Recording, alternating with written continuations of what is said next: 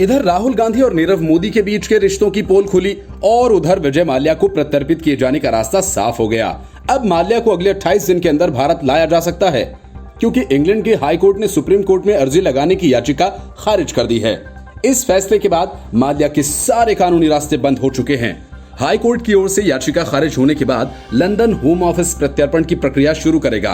अब माल्या के पास इंग्लैंड में कोई भी कानूनी रास्ता नहीं बचा है। हाई कोर्ट पहले ही प्रत्यर्पण के खिलाफ माल्या की याचिका खारिज कर चुका है।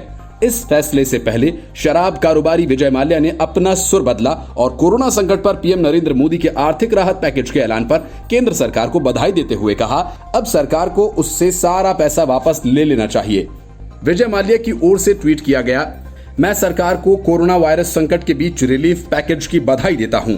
वो जितना पैसा छापना चाहे छाप सकते हैं, लेकिन उन्हें मेरे जैसे एक छोटे सहयोगकर्ता को इग्नोर करना चाहिए, जो स्टेट बैंक का सारा पैसा वापस लौटाना चाहता है।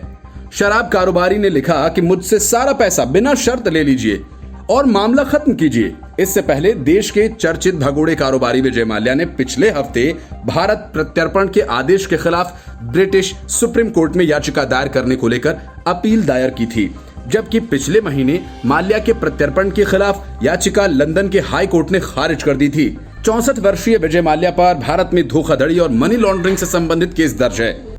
माल्या के पास लंदन हाई कोर्ट के आदेश आने के बाद ब्रिटिश सुप्रीम कोर्ट में याचिका की इजाजत लेने के लिए 14 दिन का समय था। हाई कोर्ट ने पिछले महीने 20 अप्रैल को अपना फैसला सुनाया था।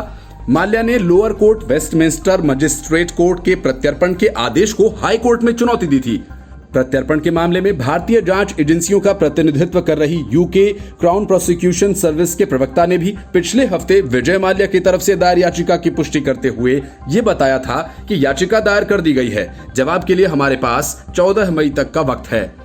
इससे पहले लंदन हाई कोर्ट के फैसले से पिछले महीने ही विजय माल्या को भारत भेजे जाने का रास्ता साफ हो गया था। हालांकि हाईकोर्ट के फैसले के बाद माल्या ने कहा था कि मैं स्वाभाविक रूप से इस फैसले से निराश हूं। मैं अपने वकील की सलाह पर आगे भी कानूनी प्रक्रिया जारी रखूंगा।